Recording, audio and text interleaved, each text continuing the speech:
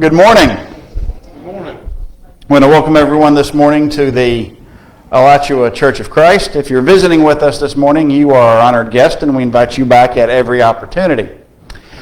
This morning, we will pick up again with our study on evangelism based on the Bring, Teach, Keep series. Now, when we left off Sunday, we were getting into the area of three things being involved in bringing, and the three parties that are involved in bringing folks to Christ. Obviously, the primary, we have God, we have us, and we have the person that we're talking to, the hearer. Now, one thing I want to reiterate from last week is between these three groups, we need to draw a very strict, dark line between them. Consider this to be a caution line almost, a caution strip, because each line represents a separation of responsibility and accountability that we cannot cross. We ended up talking about God's role in this process last week, and I'm not going to reiterate that, but just again, separating God's role is God's. It's not us. We don't cross into His purview. Now, let's talk about us. What is our role? Well, from early on, we learn to size up situations, don't we? We learn to take in a situation and then determine a course of action. That's just part of experience in life, right? And then we try to figure out what our desired result is and then go down that path. Sometimes we make mistakes. Sometimes we don't make the right choice. I mean, good judgment comes from experience, right? And where does experience come from? Making mistakes, bad judgment. The question the question shouldn't be, am I going to make a mistake? The question is, am I going to learn from that mistake? And evangelism works this very same way. To achieve our desired results, and that is the opportunity to share the gospel, we must recognize that each situation requires a slightly different approach. There's no cookie cutter, there's no one size fits all, there's no stock and trade approach to any individual. There is a time to speak, there is a time to learn. Hardest thing for me to remember is a time to stay silent, and then a time to boldly speak the truth. And depending on how you interact with folks, you could actually have all of these present at various parts. The spectrum of Jesus' actions range from tenderly placing a child on his lap to violently kicking over tables in the temple. Okay? Just gentle, kind, loving with the little child, to into the temple, tossing tables and getting visibly upset about how his Father's house is being treated. Certainly, Jesus understood that every situation demands a different response to accomplish the desired result. Do any of us here ever kind of fall into the same, well, I do it this way because it worked one time? We're comfortable. We're comfortable. But when you say, I do it this way because it worked one time, how many times did it not work? A bunch of times. It's a situation where you learn to modify, to use a phrase that my dad likes to say, you have to learn to adapt and overcome. If you don't learn to adapt, then you're not getting to that part of, am I not going to make a mistake, or is it, am I going to learn from the mistake? You're not learning from the mistake. And the lesson you may learn may not be able to be applied to that person you're currently speaking with, but it may be something that betters you for the next person. betters you for that next 2 or 3 people. And as you progress, you learn to pick up on little things that people will start, their body language, their terms they use, and say, okay, I had somebody do this before, didn't go great, let me see if I could adapt a little bit this way. And it may work, it may not. Again, this is not a situation where you're judged on how many successes you have. You're judged by the Lord on how many times you try. Again, Jesus understood every situation demands a different response. And we should too. Again, going for that great range. Jesus had that range. That range from small baby on his lap to kicking over tables. And similarly, God has given us the ability, He's given us an intellect. And He puts us in situations where we can gain experience so we can sort out these different methods. And what we're supposed to be doing is sorting out the effective and the ineffective. And the frustrating part can be what is ineffective for one person may be highly effective for somebody else and vice versa. And we have to learn how to, again, adapt to overcome those little situations. Imagine knocking on a door in a neighborhood, in your neighborhood. And when the resident opens the door, you begin to preach a fire and brimstone message. Well, what's likely to happen? Done. If the resident that doesn't pull the shotgun on you, he's liable to slam the door in your face. Okay? So unshaken, you go on to the next house and preach the same sermon and get the same result. Go to the next house, preach the same sermon, get the same result. Now you could go up and down an entire neighborhood, and you might get 1 or 2 folks that won't slam the door in your face. I stress might. But you've had a lot of other folks that have just been turned off. Would it be fair to say then that you may need some adjustment in your approach? I understand I just said that it's not about your success rate, but that you try. But at the same time, we would actually like to be successful, right? Again, yes, it worked once or twice. But is that how you should base your actions going forward because it worked that one time? It is not arrogant to analyze the abilities God has blessed you with if the end goal is to improve your effectiveness in evangelism. We have to have the ability to be self-reflective. We have to have the ability to say, hey, I can do better.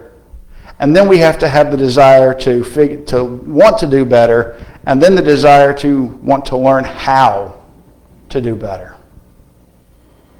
God wants us to analyze our abilities. That's one of the reasons why He gave us an intellect. Take a moment. And that's what I would like y'all to do this afternoon. If you get a few moments, take a moment, and I want you to write down your known abilities. Funny, kind, patient, what you think your qualities are, your abilities are. And then search yourself and write down any positive talent or trait that could be an asset to other people. Take a moment for self-reflection. Do those things. Then, should you decide to join with your spouse or a close friend, a brother or sister, help them complete their list. And then have them help you complete yours. Because there will be things that others see in us that we don't see in ourselves. We come across to other people certain ways that we don't recognize or we don't perceive correctly. And we need to know what those things are. Again, evangelism is a team effort, a team approach. But you have to know the talent of all the players on the team so the team can achieve. We don't always see or choose to see the gifts that we possess. And others may help us create a more complete picture of ourselves. And sometimes we think we're funny. Not so much with other people. Sometimes we think we're perfectly kind. Don't always come across that way. And it's not because we're mean-spirited, but it's, what's the old saying? It's not what you say, but how you say it. Those are things that we don't see a problem with it. And a lot of the times it's the people that we're close to, they've just learned to deal with it. They've learned to overlook that little idiosyncrasy, that flaw in ourselves. Seeing abstract concepts in print, seeing these things written down in front of you, especially from yourself, your close friends, and your family, can help us take note and understand the tools that God has given us. But also, and this is sometimes more important, the tools that God has not given us. Because sometimes we think we're really good at something and we're not.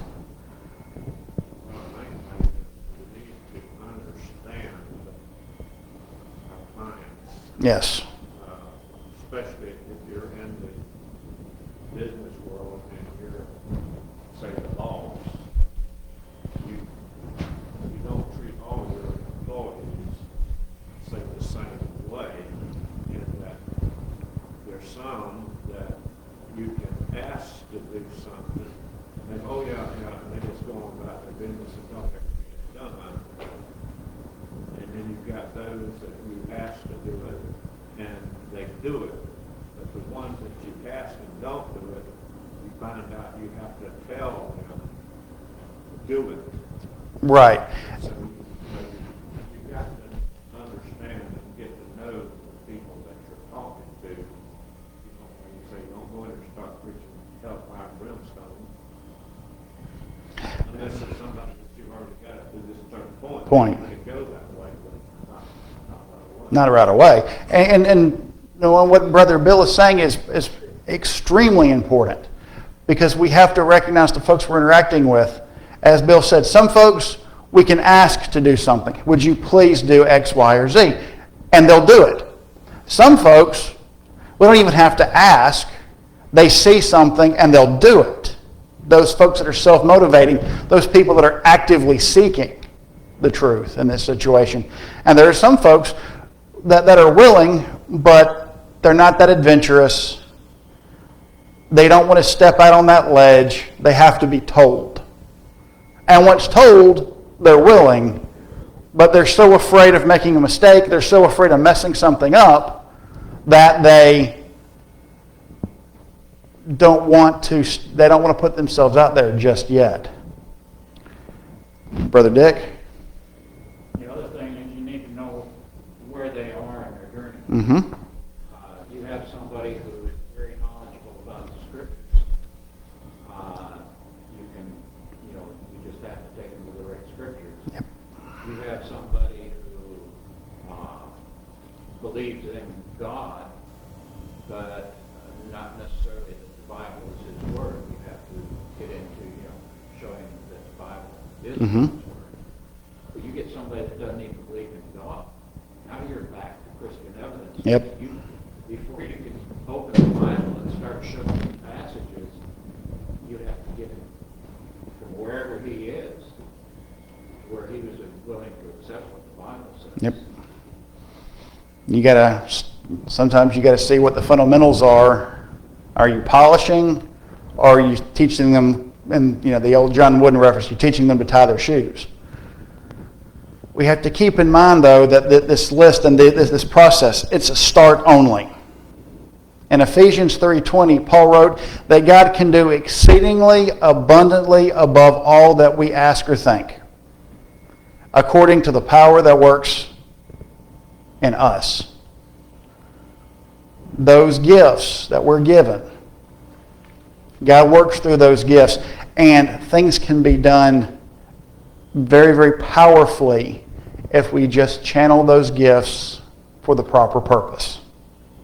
As we develop in evangelism, God will grant continued growth beyond our current level. Like anything else, if you do it, and you do it with a good heart, with the right motivations, you'll get better at it. It's like practicing a sport, a job, a hobby. Anything that you are interested in and you start to do, you're going to be better next year than you were this year. You're going to be better 2 years from now than you were the year before, and so on and so forth. You're doing things intentionally, utilizing those gifts for a good purpose. So what's the first thing we have to learn to do, though? And this is often the hardest thing. Any group of people get together, any group of folks that don't know each other, one-on-one, one-on-three, however many, you have to break the ice. People that don't know each other, not familiar with each other, there is a coldness there. There's no trust. And there shouldn't be, because trust is something that is earned. But there's something there. I mean, I've been in various conferences and seminars where you get into the small groups and the facilitator, the group leader, whatever you want to call them, does these ice-breaking exercises. And I despise them. I don't like them. I find them to be campy. I find them to be sometimes just absurd. But then at an honest moment, I take a step back and go, they're almost always in the same vein. A little bit different here or there. But they do these because they work. Have you ever been in a situation where you've had a group of folks together that don't know each other, that are at least associated with from a common purpose, but they don't do an icebreaker? And how long that conversation, the really good conversation, takes to get started? If it gets started at all. And you get one that takes a 5-minute icebreaker, we kind of drop our guard, we kind of do something silly on the front end. Okay, we've now disarmed ourselves. We can kind of come together a little bit. Learning how to properly approach a potential seeker can be daunting. It can be scary. But after time almost becomes second nature to folks. Think about the initial approach to someone as being similar to fishing. Yes, I like fishing. You're going to get a lot of fishing analogies. Dangle the lure. See if they bite. Sometimes they will. Sometimes they won't. But keep in mind that a no does not mean failure. By planting a seed of thought, just by planting the seed, you achieve a tremendous victory in God's eyes, because you put yourself in a position to give someone a chance to know Jesus. That's what this is about. It's giving someone a chance.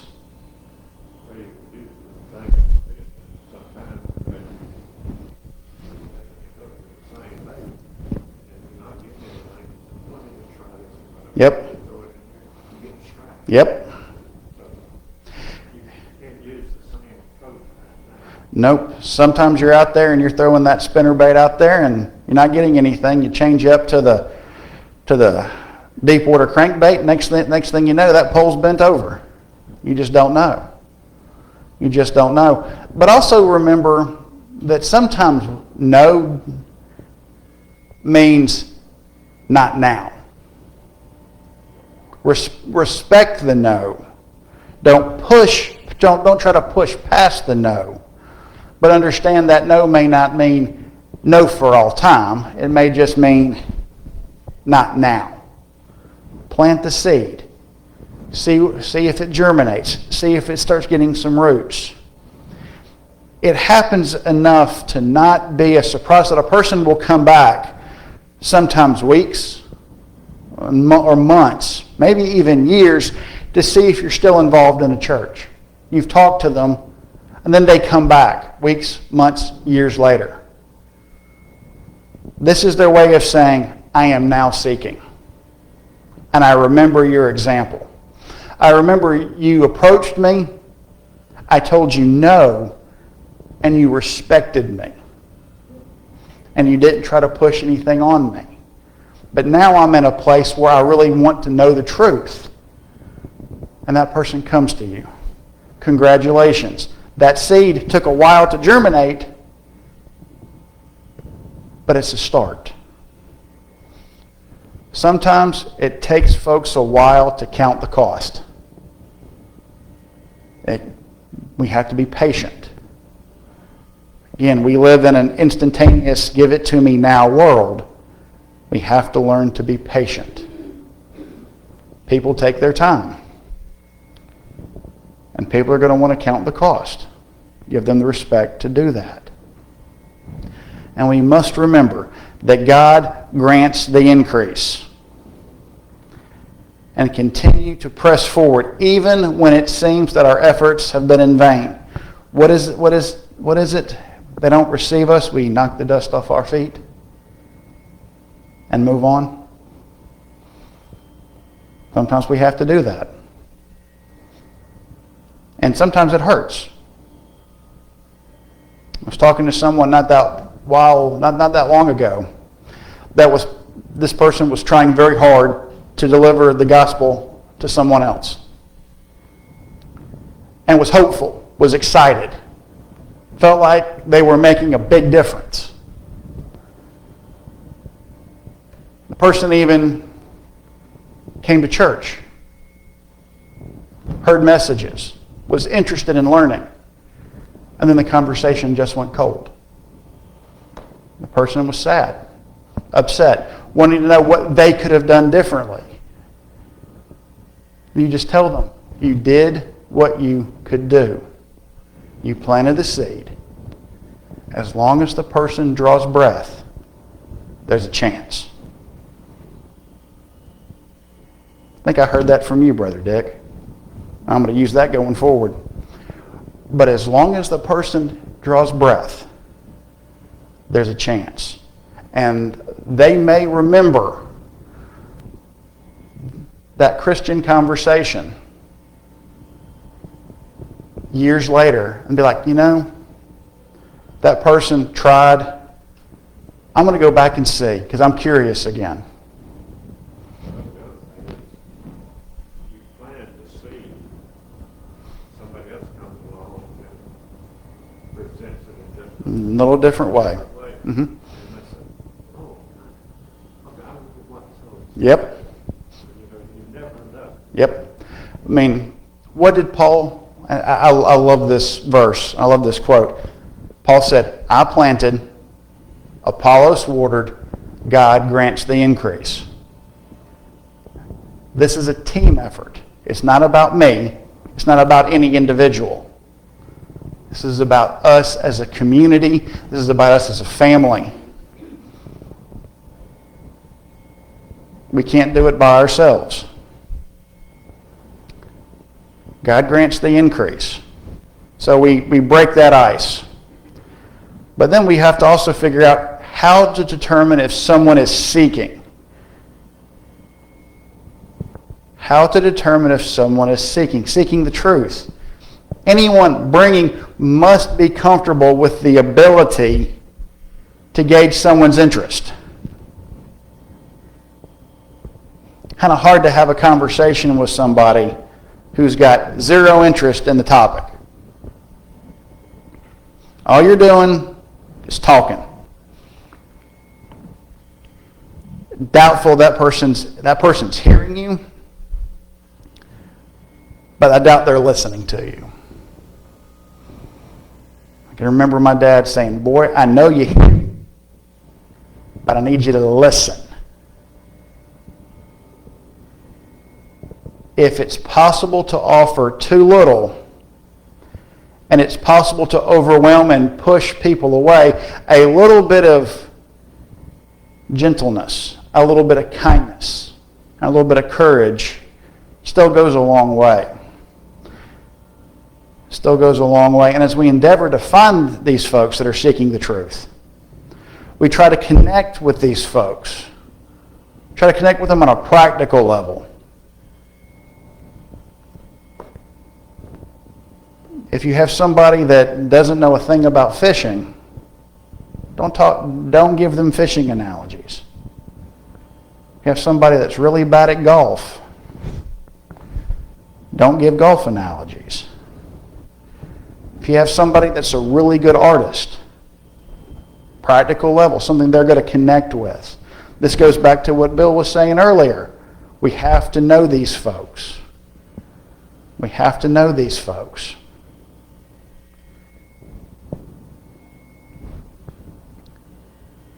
Do something slightly out of the ordinary.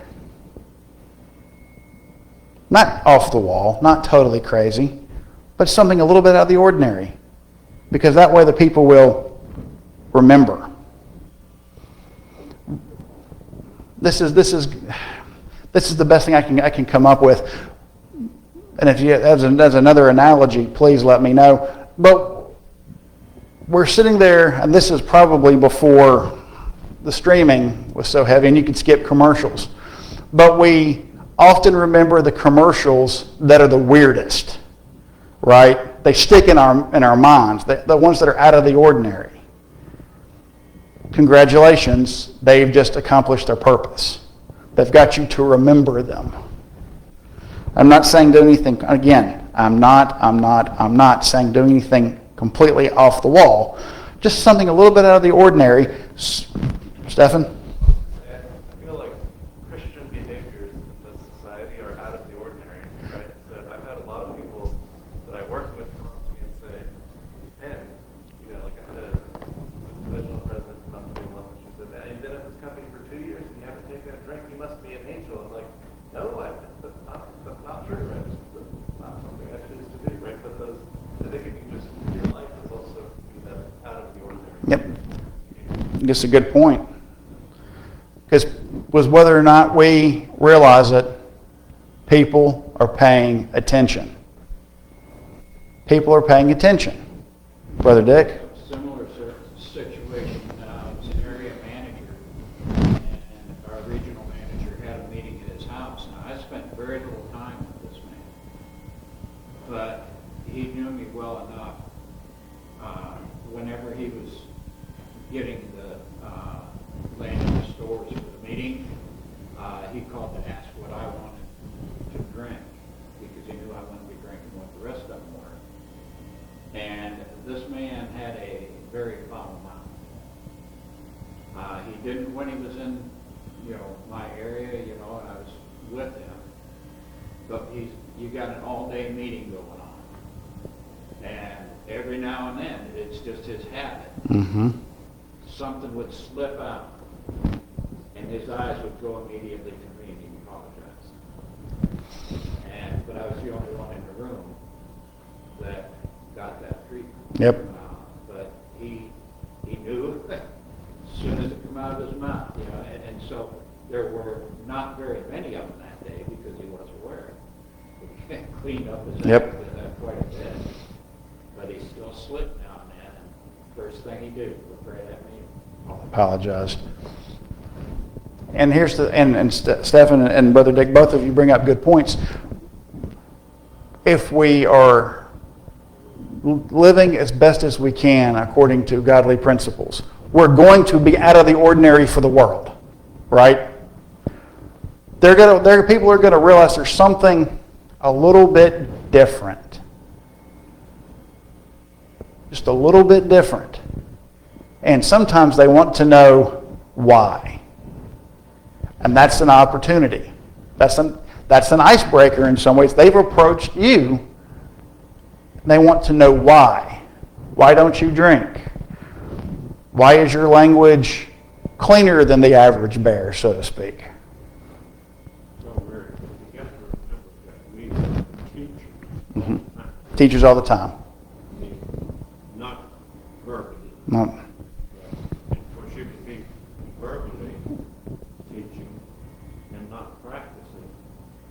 You're still teaching. Teaching, You're teaching to do it like say. as I do. That don't work. It's like with your kids. They're always paying attention to you. And what they're going to pick up on is you're trying your best, and you have that one slip. Well, what's the first thing they're going to repeat? They're going to repeat that slip. And they're going to do it sometimes at the most embarrassing time imaginable. And in looking back on it, it's funny. But in the moment, you feel about this tall. I'll tell one on me in that vein. When my phone would ring after hours, my former profession, I would say something unfortunate from time to time. And Ben was probably 3 or 4. Well, the phone rings. We're coming back from dinner on a Friday night. My phone rings, and Ben says it. And my wife looks at me. She says, "You can't be mad at him because you say it too." I just went, "You're right. You're right. I have to do better." It's amazing what those things do. Yes, Miss Patty. Teacher, I can't remember exactly what the incident was, but we were talking about kids, and somebody said something about, he does this and that, and she said, let me tell you right off, children are not going that way, and they are repeating what they have seen at home. Mm-hmm. Yep. They're sponges. And everybody out in the world is paying attention to us, and they're picking it up too. And we're trying to find cures. Well, why does he do this? Why does he do this? I mean, sometimes people just don't look at themselves. They don't. They don't. Once you have their attention, that's when you can inject small bits of your daily walk with the Lord into the conversation. This is seed planting. Don't have to preach a full sermon. Don't have to give them the full plan of salvation the first sitting. But once they take notice, that's an opportunity to have just a small little injection of your daily walk. Plant the seed. A true seeker will latch on to these bits.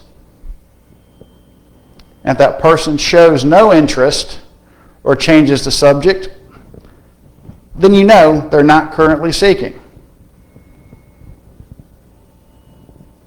At least not at that point.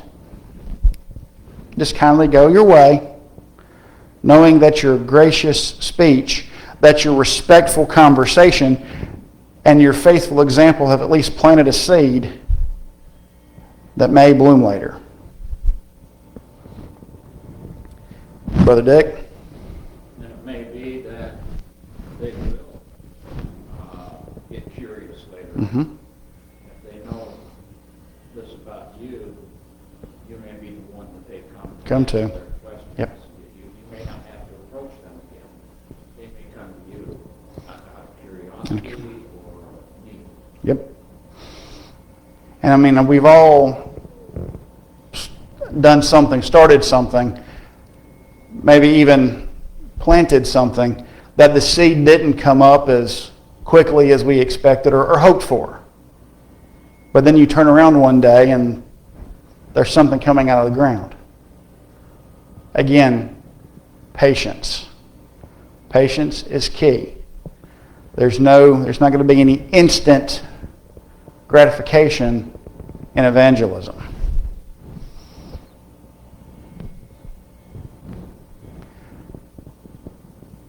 Jesus modeled this approach for us.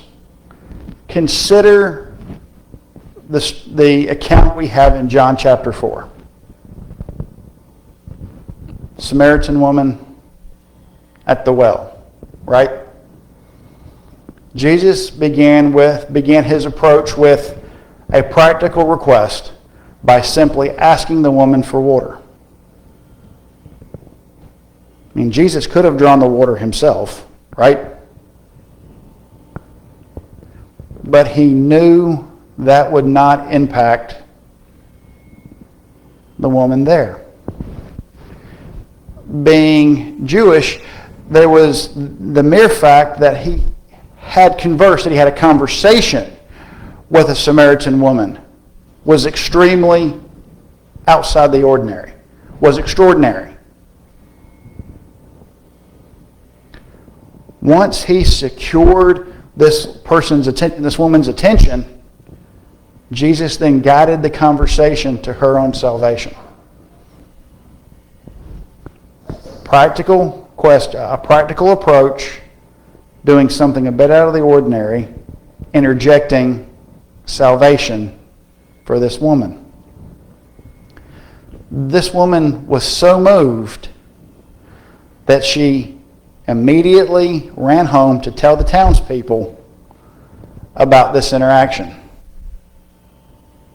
Then the townspeople were turned to Jesus in droves, confessing him as the Savior of the world. We see this in John 4, verse 42. Jesus showed the approach. He is our model for all things. Just like Jesus, we should be taking full advantage of our interactions with others, because there is a potential for us to reach out, to touch life in almost any situation. Always be kind, always be courteous, always be respectful, especially because even those traits are becoming less and less common in the world. When I was coming up, the fact that you were there and somebody was walking behind you into a store, holding the door open was commonplace, especially if the person behind you was a lady or had things in their hands or anything along those lines. Right? And that's what we did. It's what I still try to do. Now go in and you see just out in the community, you could be 2 steps behind somebody through the door. Not doing that anymore. Just holding the door. Well, thank you, sir. Thank you, ma'am. That was very kind. Practical opportunity for injection of just something to get a conversation started. Doesn't have to be much. Doesn't have to be big and grandiose. Sometimes we make the biggest impact with the smallest things.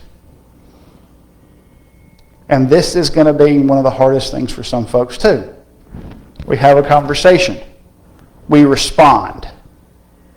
But we don't react. What's the difference? When you react, you're on the defensive. Or in some cases, if you're like me, you're on the offensive. You react. When we respond to our evangelistic attempts with courtesy, it's quite easy to leave the door open for future engagement, even if they initially decline. But if we react, and especially if we react poorly, we have closed the door. Just like go walking up, knocking on the door and preaching that fire and brimstone sermon, right? We're going to get that harsh response. We're going to get that bye if we don't get something a lot harsher. Maybe not just for you, but for anybody in the future that is an excellent point. If we react when we shouldn't, we may have just closed that door for the next person and the person after that, because that person's created now a barrier in their mind that all folks that are trying to preach the word to them are just like the person who reacted badly. And the sad part for that is the person who suffers in that scenario? The soul that's closed off. Because that's the soul that's lost.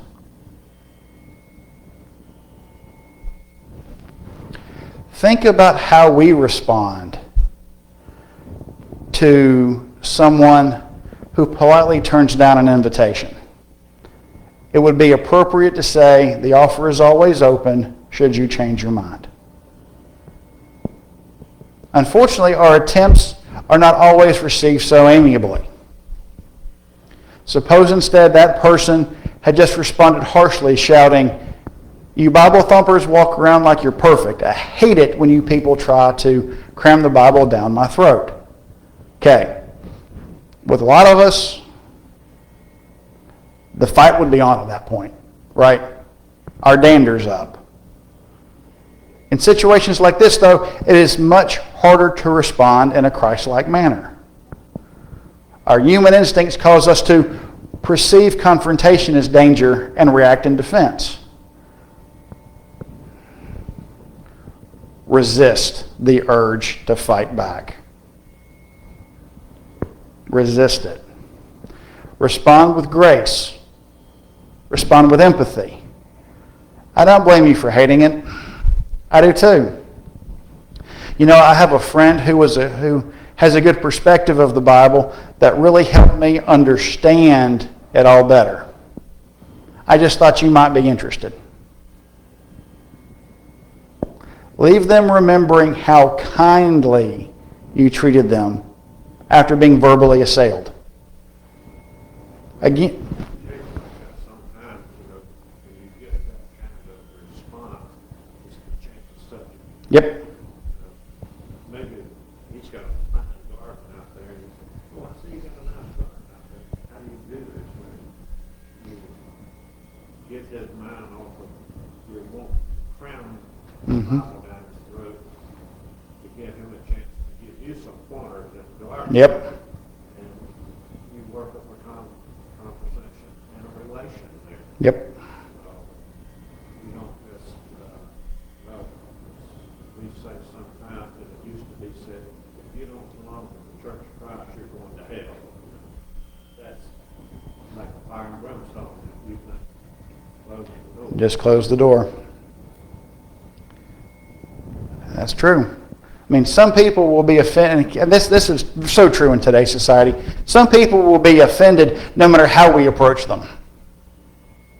Though our critical and judgmental methods are typically the cause of a lot of those reactions. And you don't know who tried to talk to them before. Maybe the reaction you're getting from them has nothing to do with you. It may be that bad experience they had previously. And we have to disarm that situation. I mean, should we expect to smack the beehive and not get stung? I mean, should we poke the wasp nest with a stick and not expect to get bit? A wise brother once preached that we have need to leave our crowbar at home. Leave it. Leave our crowbar at home. In other words, we must let God open doors for us instead of trying to force them open. God will unlock the doors in His time, not ours. We don't need the crowbar. We are at that point, I believe, so we will end there. We will pick up next week with our discussion on the third group in this saga. We've talked about God, we've talked about us. Now we'll talk about the folks that we will be talking to, the hearer. Any questions or comments? I want to thank y'all and look forward to worshiping with y'all shortly.